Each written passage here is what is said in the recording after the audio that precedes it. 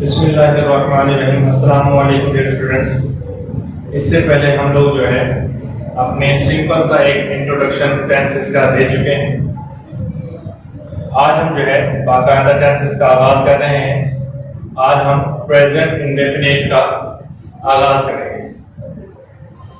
इन tenses को हम बिल्कुल ही सिंपल वे से करने जा रहे हैं। तो चलें शुरू करते हैं। सबसे पहले आते हैं पहचान की तरफ। अगर हम प्रेजेंट इंडेफिनिट के टेंस के पहचान की बात करें तो इस टेंस के उर्दू फिक्रों के आखिर में ता है, ती है, ते हैं, ती हूं वगैरह आता है। इस टेंस के उर्दू फिक्रों के आखिर में ता है, ती है, ते हूं वगैरह आता है। फॉर एग्जाम्पल, वो स्कूल जाता है। फॉर एग्जाम्पल, हम खाना खाते हैं। वो पढ़ने जाता है। वो पाकिस्तान से बाहर जाते हैं। वो पाकिस्तान वापस आते हैं। हम रोजाना स्कूल पढ़ने जाते हैं।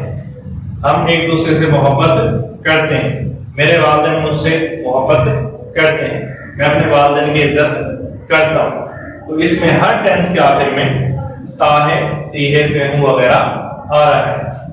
अगर हम नेक्स्ट स्टेप बनाने की तरफ आए तो ये बहुत इंपॉर्टेंट बात है कि बनाने सबसे पहले हमें सब्जेक्ट का पता होना चाहिए।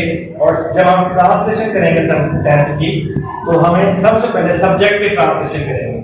सब्जेक्ट के बाद वर्ब की फर्स्ट फॉर्म लगाएंगे। प्रेजेंट इंडेफिनिट में वर्ब की फर्स्ट फॉर्म इस्तेमाल होगी। उसके बाद फर्स्ट फॉर्म के साथ हम एस या एस का इजाफा करेंगे प्लस ऑब्जेक्ट। अब यहाँ पे एक इशू ये आ गया। अब यहाँ पर एक इशू ये आ गया कि हम एस और या एस का इजाफा किसके साथ करेंगे। अगर सब्जेक्ट ही, शी, इट या कोई वाहिद नाम हो तो हम वर्ब की पहली फॉर्म के आखिर पर एस या एस का इजाफा करेंगे। तो यहां से एक बात तो क्लियर होगी कि अगर हमारे पास सब्जेक्ट होगा ही, शी, इट या कोई वाहिद नाम तो हम उस वक्त सिर्फ एस या एस का इजाफा करेंगे। अब एक और यहाँ पे मसला, एक और क्वेश्चन यहाँ पे एक पैदा हो गया कि अब हम ही के साथ एस लगाएंगे या एस लगाएंगे, शी के साथ एस लगाएंगे या एस लगाएंगे, इट के साथ एस लगाएंगे या एस लगाएंगे। वाहिद नाम होगा उसके साथ एस लगाएंगे या एस लगाएंगे। तो इस मसले का भी हल तलाश किया है। अगर वर्ब की पहली फॉर्म के आखिर ये अल्फाज कौन से, S H, S, S H, C H, double S, O, X, अगर वर्ब की पहली फॉर्म के आखिर पर ये वाले अल्फाज होंगे तो हम ई एस का इजाफा करेंगे। तो हम वर्ब की पहली फॉर्म के साथ किस चीज का इजाफा करेंगे, ई एस का। ओ भाई बता दो किसका इजाफा करेंगे, ई एस का इजाफा करेंगे। और बाकी तमाम के साथ किसका इजाफा करेंगे, एस का। यानी कि अगर वर्ब की पहली फॉर्म के आखिर पर ये वाले अल्फाज होंगे S, S H, C H, double S, O, X, तो हम एस का इजाफा करेंगे। और अगर वर्ब की पहली फॉर्म के आखिर पर ये अल्फाज नहीं होंगे तो हम सिर्फ एस का इजाफा करेंगे। ये मैं बात रिपीट कर देता हूं कि अगर हमारे पास सब्जेक्ट होगा ही, शी, इट या कोई वाहिद नाम तो हम सिर्फ एस या एस का इजाफा करेंगे वर्ब की पहली फॉर्म के साथ।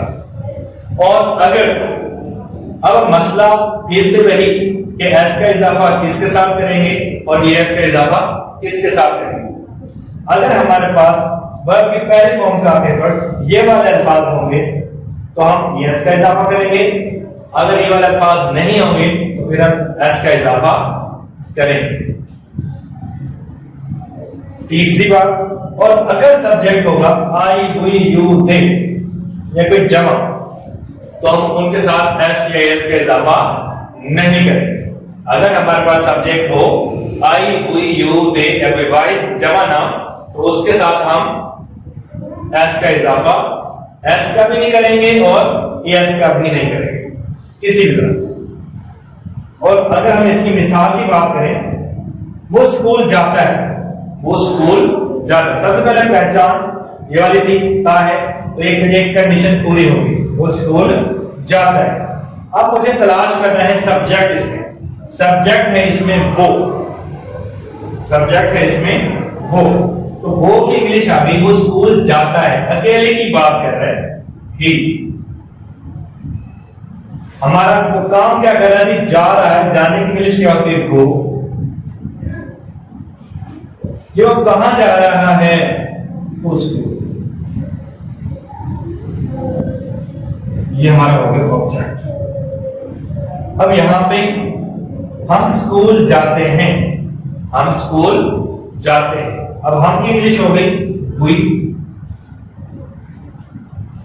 गो टू स्कूल। वो स्कूल जाती है, तो यहां पर सब्जेक्ट हमारे पास हो गया शी। गो जाना, टू स्कूल, वो स्कूल जाते हैं। तो यहां पे जमा की बात कर रहे हैं, दे गो टू स्कूल। अब यहां पे स्टूडेंट्स, मैंने जो है सेंटेंसेस की इंग्लिश कंप्लीट कर दी, लेकिन इन चारों सेंटेंसेस में कोई मसला है। तो इन सेंटेंस डियर स्टूडेंट्स, यहां मैंने 4 एग्जांपल आपको दिए हैं। इन चारों सेंटेंसेस में से 2 में मसला है। सबसे पहले अभी कंडीशन पढ़ेंगे, ये मसले को समझने के लिए कंडीशन पढ़ेंगे। मैंने कहा था अगर हमारे पास होगा सब्जेक्ट ही, शी, इट, तो हम एस या एस का इजाफा करेंगे। तो मेरे पास 2 सब्जेक्ट हैं, ही भी है और शी भी, यानी ही है और शी है। तो यानी इनके साथ हम एस या एस का इजाफा करेंगे।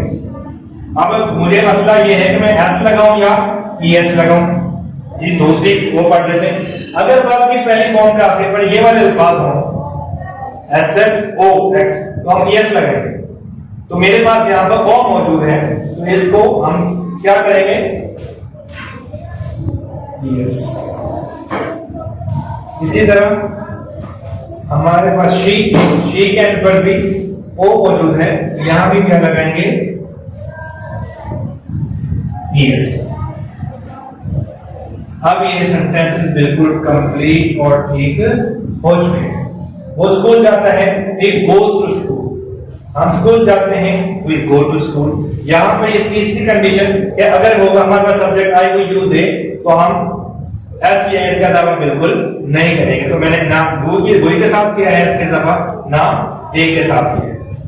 तो इसी तरह डियर स्टूडेंट्स, अगर हम प्रेजेंट इंडेफिनिट के नेगेटिव सेंटेंसेस की बात करते हैं, तो नेगेटिव सेंटेंस बनाने के लिए हम ही, शी, इट के साथ डज नॉट लगाएंगे।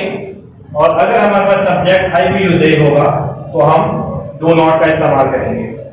इसको नेगेटिव सेंटेंस बनाने का जो तरीका है, सबसे पहले हम लोग सब्जेक्ट की ट्रांसलेशन करेंगे, सबसे सब्जेक्ट का तर्जुमा करेंगे, उसके बाद डू नॉट या डज नॉट लगाएंगे, उसके बाद फर्स्ट फॉर्म वर्ब की, और उसके बाद ऑब्जेक्ट। यहाँ पे एक जरूरी बात यह है कि अगर हम इस टाइप के फिक्रों को मनफी हम बनाकर हम एस या एस का इजाफा बिल्कुल नहीं करेंगे। यानी कि अगर हमने प्रेजेंट इंडेफिनिट के टेंस को मनफी बनाने हैं, मनफी बनाने के लिए हम सब्जेक्ट के बाद डू नॉट या डज नॉट का इस्तेमाल करेंगे। अब डू नॉट और डज नॉट किसके साथ लगाएंगे, वो आपको यहाँ पे बता दिए गए कि do not he she it he she it के साथ does not लगाएंगे, I who you they के साथ do not लगाएंगे। इसकी हम कुछ एग्जांपल्स यहाँ पे देखते हैं। फॉर एग्जांपल, मैं पहले वाली एग्जांपल को कंटिन्यू करता हूँ। वो स्कूल जाते हैं,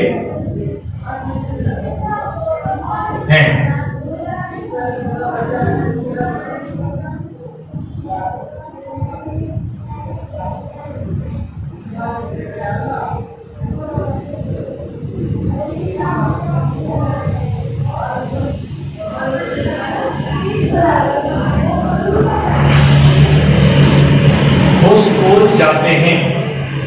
यहाँ पे सबसे पहले हम सब्जेक्ट को तलाश करेंगे, तो यहाँ सब्जेक्ट हमारे पास है वो, और ये जमा की बात कर रहे हैं, सब्जेक्ट दिया जाएगा दे,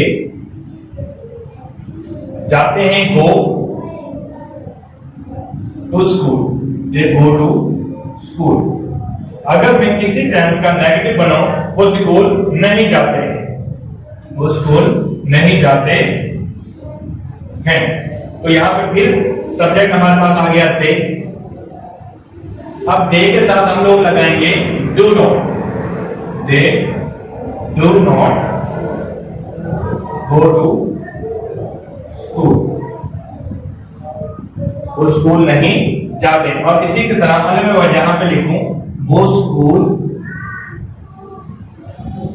नहीं जाती है।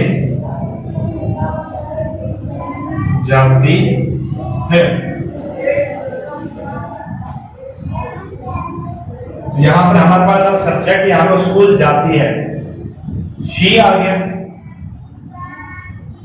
शी।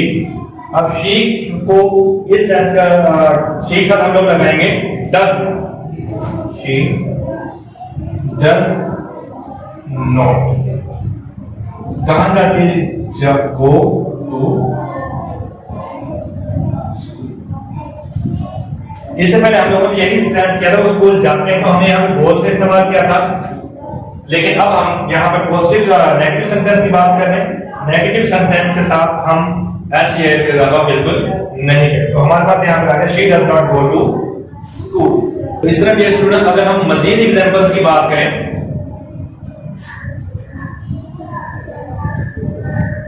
वो अपना वक्त जाया नहीं करते हैं। जल्दी करो। वो अपना वक्त जाया नहीं करते हैं। तो सबसे पहले हम लोग यहाँ पे सब्जेक्ट को तलाश करेंगे। तो सब्जेक्ट हमारे पास यहाँ पे है दे। दे के बाद नेगेटिव सेंटेंस है, दे के साथ हम लोग लगाएंगे do not, they do not. क्या नहीं करते हो? वेस्ट। क्या काम नहीं करते हो? Waste. They do not waste. क्या नहीं करते जी? अपना टाइम, अपना dear time. They do not waste dear time. वो अपना वक्त जाया नहीं करते। इसी तरह डियर स्टूडेंट्स, अगर हम इसके इंटरोगेटिव सेंटेंस की बात करते हैं, तो इस टेंस में जुमलों को सवालिया बनाने के लिए हम डू या डज को फिक्रे के शुरू में ले आते हैं। अगर हमने इस टेंस के जुमलों को इंटरोगेटिव बनाना है, तो इंटरोगेटिव बनाने के लिए डू या डज को फिक्रे के शुरू में ले आएंगे और फिक्रे का आखिर पर सवालिया निशान लगाएंगे। फिक्रे का आखिर पर सवालिया निशान भी इस्तेमाल करेंगे। बनाने का तरीका आपके सामने है। डू या does, subject first form of verb plus object. अगर हम यहां पे एग्जांपल्स की बात करें, तो क्या वो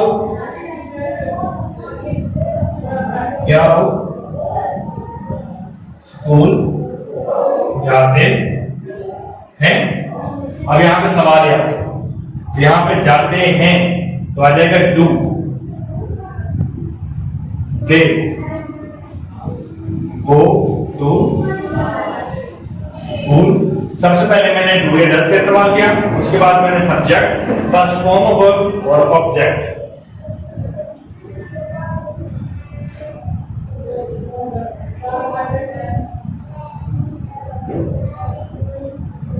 क्या वो पढ़ती है?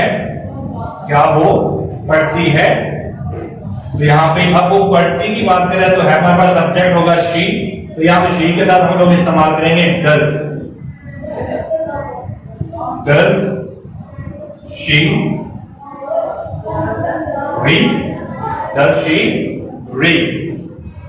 तो यहाँ पे आपकी आसानी के लिए मैं मजीद आपको बता देता हूं कि ही, शी, इट या कोई वाहिद नाम हो तो हम लोग डज नॉट डज लगाएंगे और आई, वी, यू, दे के साथ हम लोग डू का इस्तेमाल करेंगे।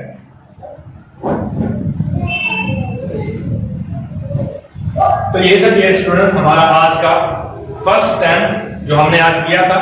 मुझे उम्मीद है कि आपको समझ आई होगी। मैंने इसको बिल्कुल सिंपल तरीके से करवाने की आपको कोशिश की है। इसके अलावा मैं आप इसको दूसरे तरीके से करवा सकता था, लेकिन मैंने कोशिश की है कि जितना मैं इसको सिंपल रख सकूं उतना सिंपल रखूं, ताकि आपको इसकी मुकम्मल तौर पर समझ आ सके।